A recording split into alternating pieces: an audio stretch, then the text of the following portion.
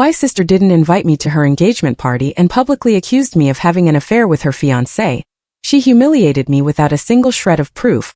But just when I thought things couldn't get worse, our cousin stood up and exposed a shocking family secret that turned the entire celebration upside down and left everyone speechless. I need to share this. I've been wrestling with this situation for weeks, and genuinely don't know what else to do. I, 28, have been exceptionally close with James, 29, since childhood. Our bond began when his family moved next door when I was 11. I vividly recall the day they arrived. I was sketching on our front porch when I saw a lanky, bespectacled boy carrying a box labeled Nintendo into the house. Being the inquisitive child I was, I went over to introduce myself, and we ended up spending the entire afternoon engrossed in Super Mario. From that day forward, we were inseparable. We connected over video games, anime, and our mutual fondness for terrible B-movies. James became like another brother to me, perhaps even closer than my actual siblings, given our shared interests. Through every significant life event, we were there for one another. When his parents endured their bitter divorce during our sophomore year of high school, I was the one who would sneak over with snacks and new games to distract him. I spent countless nights simply sitting with him while he cried or expressed his anger about his dad's new girlfriend or his mom's drinking. When my father passed away from cancer 5 years ago, James practically lived at our house for a month, assisting my mother with paperwork and simply being present. He even took time off work to drive me to grief counseling sessions when I couldn't bring myself to go alone. My sister Fiona, 26, and I were never particularly close. We had differing interests in social circles growing up. She was involved in cheerleading, fashion, and was always the life of every party. I was more drawn to gaming, art, and spent most of my time either drawing or playing video games with James and our friends. We didn't argue or anything. We simply existed in separate spheres. The only times we truly interacted were at family dinners, or when she required assistance with her computer. When Fiona started dating James 2 years ago, I was genuinely happy for both of them. They met at a mutual friend's barbecue. I couldn't make it that day because I was ill with food poisoning. Fiona later told me she had always found James attractive but never had the courage to speak to him when we were younger.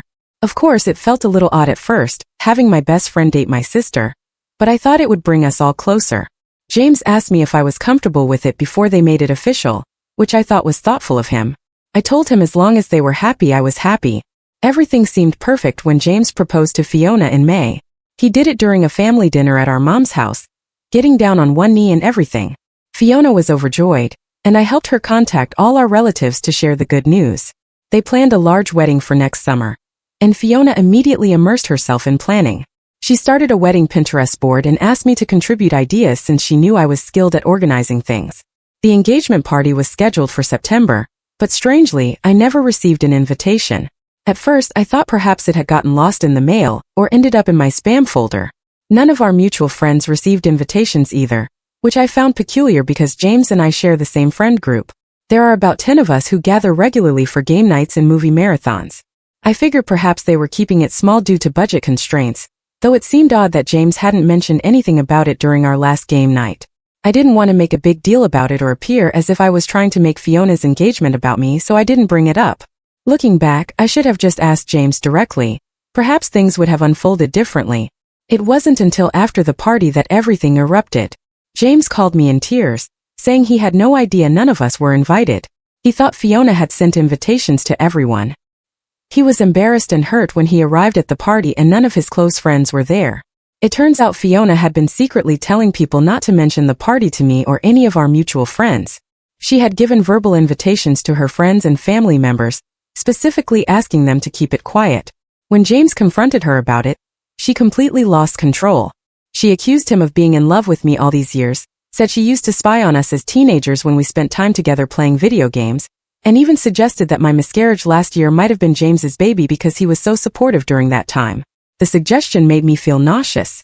I lost my baby at 12 weeks, and it was devastating. James was supportive because that's his nature. He brought food, helped with housework, and let me cry on his shoulder. His girlfriend at the time, my sister, was also incredibly supportive, which makes her current accusations even more painful. My husband, Mark, 30, and James get along famously. They go fishing together and participate in the same fantasy football league. Mark has never once felt threatened by my friendship with James, because there has never been anything romantic between us, ever. The thought of it makes both of us laugh because it would be like dating my brother. Fiona gave James an ultimatum. Either remove me from his life completely or end their engagement. She said she couldn't marry someone who was in love with her sister. James chose to end it. He told her he couldn't be with someone who didn't trust him, and tried to control his friendships. Now, my entire family is disintegrating. My mom keeps calling me a homewrecker and told Mark that James and I have been having an affair for years. She says she should have known something was happening because no man and woman can simply be friends for that long. Mark thinks this whole situation is absurd and told my mom to stop watching so many soap operas. My older brothers, Tom 32 and Mike 30, are staying out of it, saying it's between Fiona and me, though I can tell they believe Fiona is being unreasonable. I've tried reaching out to Fiona multiple times. I've left voicemails, sent texts, and even wrote her a letter explaining that I never had any romantic feelings for James, and that I value our sisterly relationship more than anything. I told her I would do therapy with her if she wanted, just to help us work through this. She's blocked me everywhere. My mom is now telling extended family that I ruined Fiona's chance at happiness out of jealousy, because she's prettier and more successful than me. The worst part is I can't even talk to my best friend about this because any contact between us would just worsen things. James has moved in with his brother temporarily, and is giving everyone space.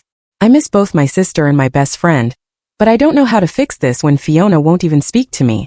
I'm not looking for validation here. I genuinely want to know if anyone has dealt with something similar. How do I get my sister to understand that there was never anything between James and me without making things worse? I feel like I'm losing my family over something that never happened. Update 1: Things have become even more complicated since my last post, and honestly, I'm still trying to process everything that's happened.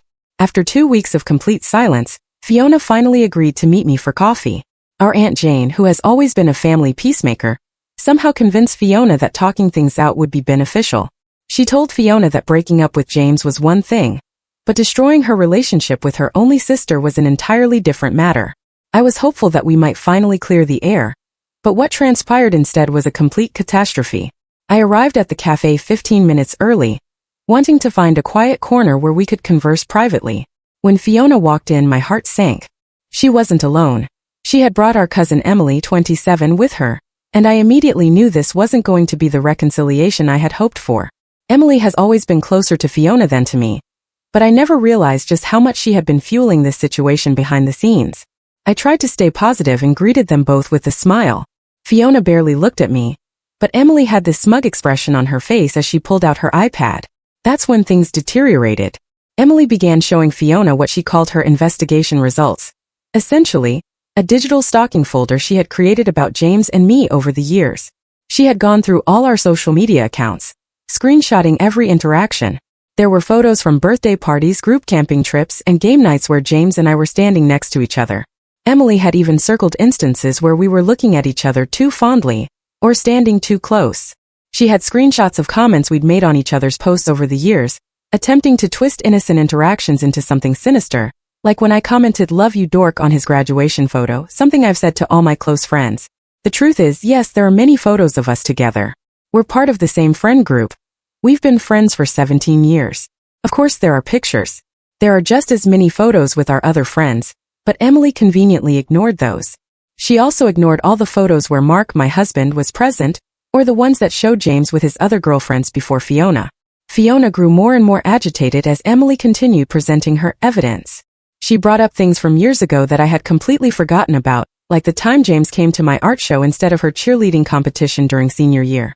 What Emily didn't mention was that James had already promised to help me set up my displays weeks before, and he had spent the entire morning hauling heavy frames up 3 flights of stairs. Or how he spent Christmas Eve at our house the year his parents divorced because they were having a screaming match at his house and he had nowhere else to go. Just when I thought it couldn't get worse, Emily dropped the biggest bombshell. She revealed she had hired a private investigator to follow me and James. My coffee cup nearly slipped from my hands when she said this. The private investigator had photos of us having lunch together last week at Joe's Diner. What Emily didn't know, because she was too busy jumping to conclusions, was that this was the lunch where James told me he was moving to Seattle for a new job opportunity. He needed to escape all this drama, and a tech company there had offered him a position. The lunch lasted exactly 45 minutes. We sat in a public place, and we discussed his apartment lease because I work in real estate and could advise him on breaking it early. That said, Fiona wouldn't listen to any of this. When I tried to explain about the lease, she completely lost it. She stood up, screamed that I was the reason James was leaving town, and threw her full cup of hot coffee at me. It hit me in the chest, soaking my white blouse and leaving what I later discovered were minor burns. The entire cafe fell silent. People were staring, phones were out recording, and I just sat there in shock, coffee dripping down my shirt. Fiona stormed out, leaving Emily to smugly inform me that the truth always comes out before following her. I was so stunned that I just sat there while a kind waitress brought me napkins and asked if I needed medical attention. When I got home and told Mark about the private investigator, he was furious. He immediately called James to warn him about being followed, and James was equally angry. He's now considering legal action against Emily for harassment. He's already contacted a lawyer to discuss his options, especially since Emily had no right to hire someone to follow either of us. My brothers, who had been neutral until now, are finally speaking up. Tom called me as soon as he heard about the cafe incident, asking if I wanted to press charges against Fiona for assault. I said no. She's still my sister, and pressing charges would only worsen things. Mike was furious about the private investigator and said Emily had gone too far.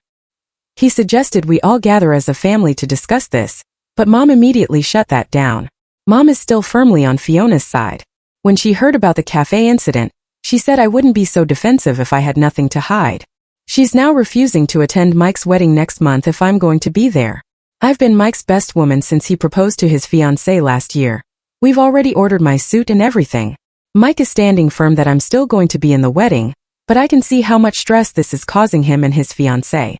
They shouldn't have to deal with this drama during what should be the happiest time of their lives. I feel like I'm watching my family tear itself apart over completely unfounded suspicions, and I don't know how to stop it. Mark suggested we take a vacation to get away from everything for a while, but running away feels like admitting guilt. Plus, I'm worried about what Emily might do while we're gone. How do you defend yourself against accusations when the other person views everything you do as proof of guilt? Update 2. I had to sit down to write this update because my hands are still shaking. Everything we thought we knew about this situation just got turned completely upside down. Yesterday evening, Emily called me crying. She left 5 voicemails begging to meet. Mark was firmly against it, saying that after the cafe incident and the private investigator situation, he didn't trust her. But something in her voice sounded different. Desperate and scared, rather than smug and accusatory. I agreed to meet her at a public park near my house. Mark insisted on coming with me but stayed in the car where he could observe us. What Emily revealed next made my head spin. It turns out Emily had been secretly dating James for 3 months before he started dating Fiona. They met at a gaming convention that I couldn't attend because I was planning Tom's wedding. None of us knew about their relationship because they kept it quiet. According to Emily, James ended things with her suddenly, saying he wasn't ready for a serious relationship. 2 weeks later, he started dating Fiona. Emily was humiliated and angry, but didn't tell anyone because she didn't want to appear pathetic. She admitted that when Fiona started dating James, she was consumed with jealousy, not just because James had moved on so quickly, but because he seemed so much more serious about Fiona than he had ever been about her. When Fiona started suspecting things between James and me, Emily saw an opportunity for revenge against both of them. The private investigator she claimed to hire never existed. The photos were just regular social media pictures she had cropped and edited to make them look more suspicious. She had spent months carefully curating evidence, deliberately showing Fiona only the photos and interactions that could be misinterpreted. She even fabricated stories about seeing James and me together at times when we weren't. What finally made her confess was guilt, not over what she did to me or Fiona, but because James lost his dream job in Seattle. The company rescinded their offer after Emily, posing as a concerned friend, sent them an anonymous email suggesting James was involved in a messy personal scandal. She had taken things too far and couldn't live with herself anymore. I sat there listening to her sob and apologize, feeling completely numb. This whole time my family has been torn apart because of Emily's revenge plot. I immediately tried calling Fiona but got sent straight to voicemail. I texted her everything Emily had told me, but she responded saying I was fabricating this to cover my tracks. Emily even offered to tell Fiona the truth herself, but Fiona blocked her number as soon as she found out Emily had contacted me. James was the next person I contacted. He confirmed everything about his relationship with Emily, saying he never mentioned it because it was brief and ended badly. He had no idea Emily was behind all this. He said this explains why she kept showing up at his workplace and trying to talk to him over the past few months. He thought she was just being friendly, but now he sees she was gathering information to use against him. The job offer in Seattle was real. It would have been a huge promotion for him. Now he's stuck here trying to explain to potential employers why his previous offer fell through. He's thinking about taking legal action against Emily for defamation. But he's worried it would just create more drama. Mark is furious. He wants to go to Fiona directly with proof of Emily's lies, but I don't think she'll believe anything coming from us at this point. Tom suggested we tell Mom first, thinking she might be able to get through to Fiona, but Mom hasn't spoken to me since Mike's wedding last week, where she made a scene about having to be in the same room as the woman who destroyed her baby's happiness. The hardest part is knowing that even with the truth revealed, my relationship with my sister might be permanently damaged. Fiona has spent months building up this narrative in her head about James and me. Discovering it was all based on Emily's lies might not be enough to change how she feels. She might even see it as further proof of some kind of conspiracy. Emily keeps texting me, asking what she can do to make things right. I told her she's done enough. Her jealousy and need for revenge have cost me my sister, James's job, and Fiona her relationship. Some things can't be fixed with a simple apology. I don't even know how to process all this. Part of me wants to shout the truth from the rooftops, and part of me wonders if it even matters anymore. The damage has been done. How do you rebuild trust after something like this? Update 3: It's been half a year since everything imploded, and I'm finally prepared to share where things currently stand. After months of turmoil and heartbreak, I found a strange sort of peace with how things have unfolded, even if it's not the happy ending I once envisioned.